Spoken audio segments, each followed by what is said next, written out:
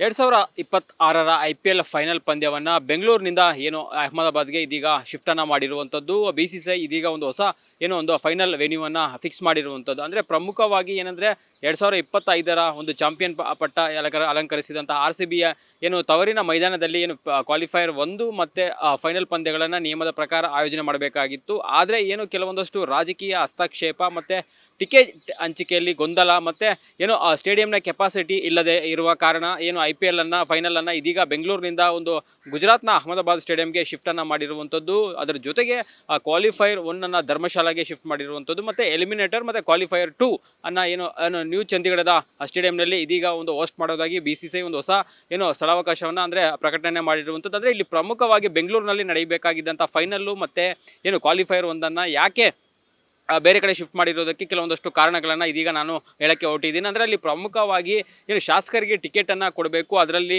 1000ರಿಂದ 1500 ಟಿಕೆಟ್ಗಳು ಶಾಸಕರಿಗೆ ಹೋಗ್ತಾ ಇತ್ತು. ಅದು ಸಹ ವಿಚಾರ BCCI ಕೆಂಗಣ್ಣಿಗೆ ಗುರಿಯಾಗಿತ್ತು. ಯಾಕಂದರೆ ಶಾಸಕರು ಈ ಪರಿಯಾಗಿ ಟಿಕೆಟನ್ನು ಕೇಳ್ತಾರೆ, ಫ್ರೀಯಾಗಿ ಟಿಕೆಟನ್ನು ಕೇಳ್ತಾರೆ, ಅದನ್ನು ಸಹ ಕೊಡಬೇಕಾಗುತ್ತೆ. ಅದ್ರ ಜೊತೆಗೆ ಫೈನಲ್ ಪಂದ್ಯ ಇರ್ಬೋದು ಮತ್ತು ಕ್ವಾಲಿಫೈಯರ್ 1 ಪಂದ್ಯ ಬೆಂಗಳೂರಿನಲ್ಲಿ ಫಿಕ್ಸ್ ಅಂದರೆ ಆಡ್ತಾರೆ ಅಂತ ಇನ್ನೊಂದು ಮಾತುಗಳು ಇರ್ತಾ ಇತ್ತು. ಅದನ್ನು ಒಂದು ವೇಳೆ ಇಲ್ಲೇ ಆದರೆ, ಯಾಕಂದರೆ ಬೇರೆ ಫ್ರಾಂಚೈಸಿಗಳಿರ್ಬೋದು ಮತ್ತು ಸ್ಪಾನ್ಸರ್ಸ್ ಇರ್ಬೋದು ಮತ್ತು ಬೇರೆ ಬೇರೆ BCCIನ ಅಧಿಕಾರಿಗಳಿರ್ಬೋದು ಮತ್ತು ICICನ ಅಧಿಕಾರಿಗಳು ಎಲ್ಲರೂ ಸಹ ಬಂದು ನೋಡೋಕ್ಕೆ ಇಲ್ಲಿ ಕಷ್ಟ ಆಗುತ್ತೆ ಅಂತ ಹೇಳುತ್ತೆ. ಯಾಕಂದರೆ ಟಿಕೆಟ್ಗಳು ಹೆಚ್ಚಾಗಿ MLAಗಳು ಮತ್ತು ಅವರ ಕುಟುಂಬಸ್ಥರಿಗೆ ಹೋಗ್ತಾ ಇರುತ್ತೆ. ಹಾಗಾಗಿ ಇಲ್ಲಿ ಟಿಕೆಟನ್ನು ಮತ್ತೆ ಏನಾದರೂ ಇಲ್ಲಿ IPL ಕ್ವಾಲಿಫೈಯರ್ 1 ಮತ್ತು ಫೈನಲನ್ನು ಫಿಕ್ಸ್ ಮಾಡಿದರೆ ಟಿಕೆಟ್ ಹಂಚಿಕೆಯಲ್ಲಿ ಮತ್ತೆ ಗೊಂದಲ ಆಗುತ್ತೆ ಮತ್ತು ಒಂದಷ್ಟು ಡಿಸ್ಟರ್ಬ್ ಆಗ್ಬೋದು ಅನ್ನೋ ನಿಟ್ಟಿನಲ್ಲಿ ಸಹ BCCI ಯೋಚನೆಯನ್ನು ಮಾಡಿರುವಂಥದ್ದು.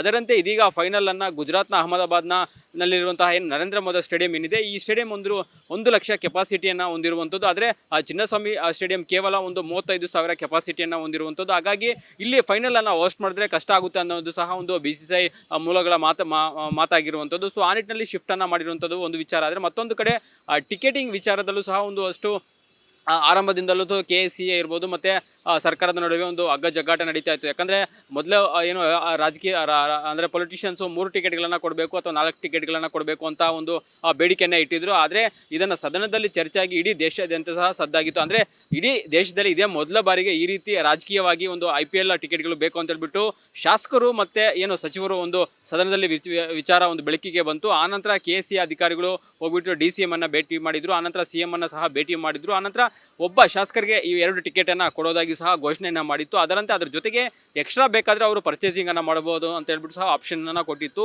ಸೊ ಎಲ್ಲ ವಿಚಾರಗಳಿರ್ಬೋದು ಮತ್ತು ಸೀಟಿಂಗ್ ಕೆಪಾಸಿಟಿ ಇರ್ಬೋದು ಮತ್ತು ಯಾಕಂದರೆ ಚಿನ್ನಸ್ವಾಮಿ ಸ್ಟೇಡಿಯಂನಲ್ಲಿ ಇರುವಂಥದ್ದು ಕೇವಲ 35,000 ಸೀಟಿಂಗ್ ಕೆಪಾಸಿಟಿ. ಅದ್ರ ಜೊತೆಗೆ ಫೈನಲ್ ಏನಾದರೂ ಇಲ್ಲಿ ಹೋಸ್ಟ್ ಮಾಡಿದ್ರೆ ಸಾಕಷ್ಟು ಜನ ಪ್ರೇಕ್ಷಕರಿಗೆ ಟಿಕೆಟ್ ಇಲ್ಲದೆ ಹೋಗುತ್ತೆ. ಹಾಗಾಗಿ ಯಾರು ಸಹ ಟಿಕೆಟ್ ಇಲ್ಲದೆ ನೋಡೋಕ್ಕೆ ಬರೋಕ್ಕೆ ಆಗೋದಿಲ್ಲ. ಆ ನಿಟ್ಟಿನಲ್ಲಿ ಸಹ BCCI ಯೋಚನೆ ಮಾಡಿ ಇದೀಗ ನಿರ್ಧಾರನ ಮಾಡಿರುವಂಥದ್ದು.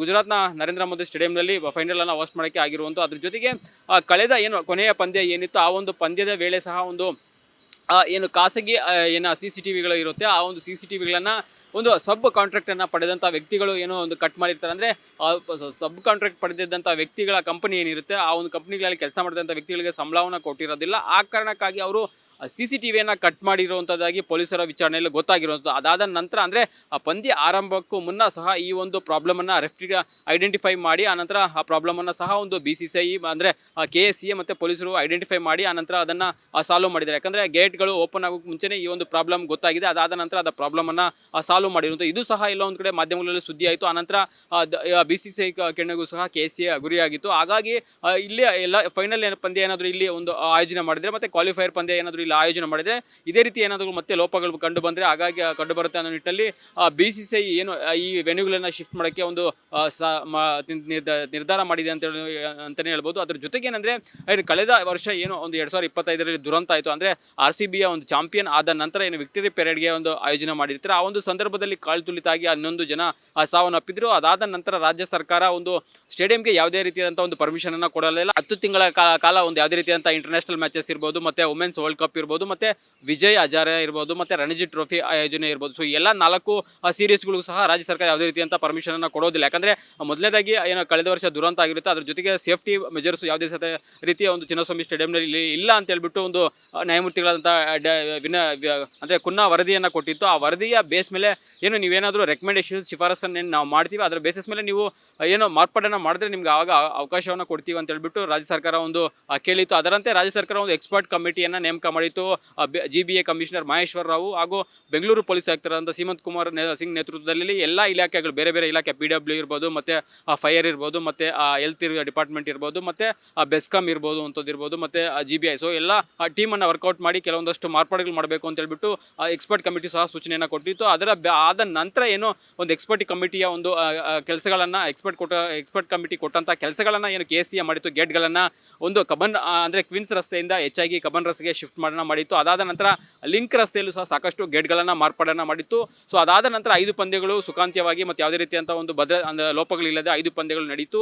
ಈ 5 ಪಂದ್ಯಗಳು ನಡೆದ ನಂತರ ಏನೋ ಎಲ್ಲ ಒಂದು ಕಡೆ ಒಪ್ಪಿತ್ತು, ಕ್ವಾಲಿಫೈರ್ ಒಂದಾದರೂ ಸಹ ಬೆಂಗಳೂರಲ್ಲಿ ಆಯೋಜನೆ ಮಾಡ್ತಾರೆ ಅಂತ ಒಪ್ಪಿತ್ತು. ಯಾಕಂದರೆ ಕೊನೆಯ ಪಂದ್ಯದಲ್ಲಿ ಸಹ ವಿರಾಟ್ ಕೊಹ್ಲಿ ಅವರು ಹೇಳಿದ್ರು, will meet you soon after the, ಅಂದರೆ ಕ್ವಾಲಿಫೈರ್ 1 ನಾವು ಬೆಂಗಳೂರಲ್ಲಿ ಮತ್ತೆ ಆಡ್ತೀವಿ ಅನ್ನೋ ವಿಶ್ವಾಸವನ್ನು ವಿರಾಟ್ ಕೊಹ್ಲಿ ಅವರು ಒಂದು ಕೊನೆಯ ಪಂದ್ಯದ ವೇಳೆ ಒಂದು ಪ್ರೆಸೆಂಟೇಷನ್ ಸೆರೆಮನಿಯಲ್ಲಿ ಹೇಳಿದರು. ಆದರೆ ಇದೀಗ ಆ ಒಂದು ಪಂದ್ಯನೂ ಸಹ ಒಂದು ಬೇರೆ ಕಡೆ ಅಂದರೆ ಧರ್ಮಶಾಲೆಗೆ ಶಿಫ್ಟ್ ಆಗಿರುವಂಥದ್ದು, ಎಲ್ಲೋ ಒಂದು ಕಡೆ RCB ಅಭಿಮಾನಿಗಳೇ ನಿರಾಸೆ ಆಗಿರುವಂಥದ್ದು. ಆದರೆ ಮುಂದಿನ ದಿನಗಳಲ್ಲಿ ಆದರೂ ಸಹ ಅಂದರೆ ಮುಂದಿನ ವರ್ಷ 2027ರಲ್ಲಿ ಮತ್ತೆ RCB ಪಂದ್ಯಗಳು ಬೆಂಗಳೂರಲ್ಲಿ ಆಗುತ್ತೆ. ಅಲ್ಲಿವರೆಗೂ ಸಹ ಒಂದು RCB ಯಾವುದೇ ರೀತಿಯಾದ ಪಂದ್ಯಗಳು ಇಲ್ಲಿ ಇರೋಲ್ಲ. ಯಾಕಂದರೆ ಎಲ್ಲರಿಗೂ ಒಪ್ಪಿಸಿದ್ದು ಅಟ್ಲೀಸ್ಟ್ ಫೈನಲ್ ಆದರೂ ಇಲ್ಲಿ ಬೆಂಗಳೂರಲ್ಲಿ ಆಗುತ್ತೆ, ಮತ್ತು ಕ್ವಾಲಿಫೈರ್ 1 ಆದರೂ ಬೆಂಗಳೂರಲ್ಲಿ ಆಗುತ್ತೆ ಅಂತ ಇತ್ತು. ಆದರೆ ಇಲ್ಲಿನ ರಾಜಕೀಯ ಕಚ್ಚಾಟ ಇರ್ಬೋದು, ಮತ್ತು ಶಾಸಕರ ಟಿಕೆಟ್ ಬೇಡಿಕೆಯಿಂದ ಬೇಸತ್ತಂತಹ BCCI ಇದೀಗ ಈ ನಿರ್ಧಾರ ಕೈಗೊಂಡಿರೋದಾಗಿ ಒಂದಷ್ಟು ಮೂಲಗಳಿಂದ ಮಾಹಿತಿ ತಿಳಿದು ಬಂದಿರುವಂಥದ್ದು. ಆದರೆ ಮುಂದಿನ ದಿನಗಳಲ್ಲಾದರೂ ಸಹ ಒಂದು ಯಾಕಂದರೆ ಬೆಂಗಳೂರಲ್ಲಿ RCBಯ ಪಂದ್ಯಗಳು ಮತ್ತು ಫೈನಲ್ ಕ್ವಾಲಿಫೈರ್ ಆಗುತ್ತಾ ಇಲ್ಲ ಅದನ್ನು ಕಾದು ನೋಡಬೇಕಾಗುತ್ತೆ. ಕ್ಯಾಮ್ರಾ ಪರ್ಸನ್ ವಿಶ್ವನಾಥ್ ಜೊತೆ ಅರುಣ್ ಕುಮಾರ್, ಅಶ್ವಯೋಗ ನ್ಯೂಸ್, ಬೆಂಗಳೂರು.